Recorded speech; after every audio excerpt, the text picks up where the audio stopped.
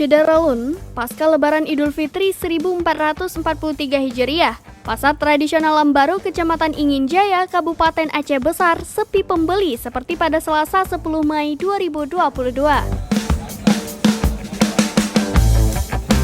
Akibatnya, barang dagangan khususnya bumbu dapur seperti cabai dan tomat terancam layu dan menjadi busuk.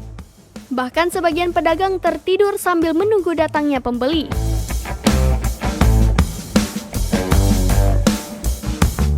Sejumlah lapak-lapak yang menjual bumbu dapur maupun pertokoan, bahkan lapak penjual ikan, daging ada yang tutup.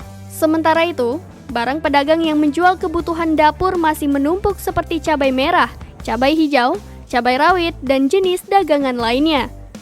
Penyebab sepi pembeli di pasar karena masyarakat baru selesai merayakan Lebaran Idul Fitri 1443 Hijriah. Dari Aceh Besar, Asnawi Lui, Serambi On TV.